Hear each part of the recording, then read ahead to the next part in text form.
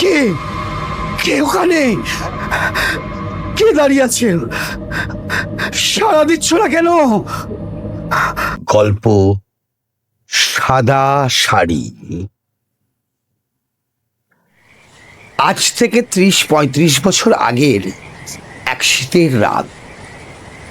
আমি গ্রামের ছেলে, শহরের কাজ মিটিয়ে বাসে করে বাড়ি ফিরছি।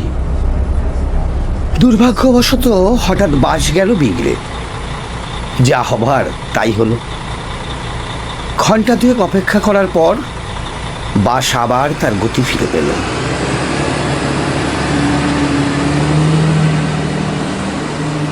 আমার গ্রামে এসে যখন পৌঁছালাম তখন রাত 12টা।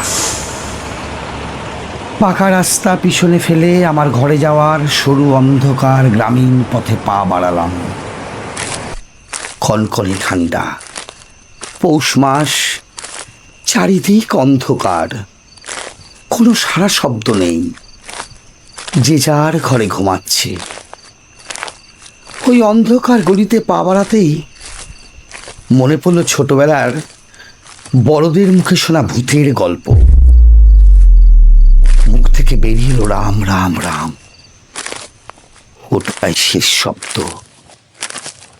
ওই গভীর শীতে থরথর করে কাঁপছি, তবে ঠান্ডার চোটে নয়, ভয়ে। দরদর করে ঘামছি, ভয়ে চিৎকার করে উঠলাম, কে কে ওখানে? কে দাঁড়িয়ে আছে? সাড়া দিচ্ছ না কেন?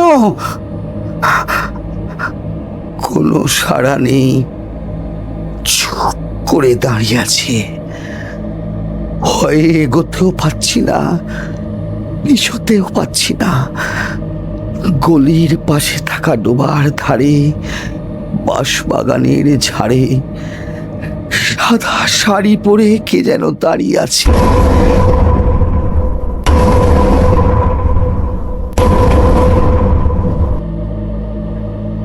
মুখটা দেখা যাচ্ছে না। আমার জিভ ভয়ে যেন গলার ভেতর দিকে ঢুকে যাচ্ছে। চিৎকার করে কাউকে ডাকতেও পাচ্ছি না, শুধু হতভম্ব হয়ে বড় বড় চোখ করে তাকিয়ে আছি সেই দিকে। কেউটা ভূত? না না, বাস করে হয়। মানুষ পুড়ে গেলে তো ছাই হয়ে যায়। না না না না, ভূত বলে কিছু নেই, কিচ্ছু নেই, কিচ্ছু নেই।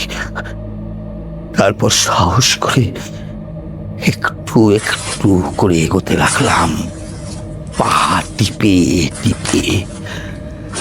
শুকনো রাস্তা তখন পিছল রাস্তার থেকেও ভয়ঙ্কর আমার কাছে।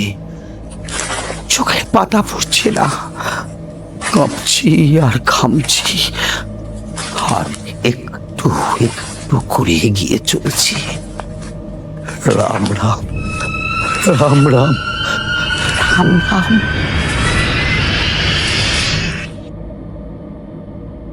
হাজির হলাম সাদা শাড়ির সামনে।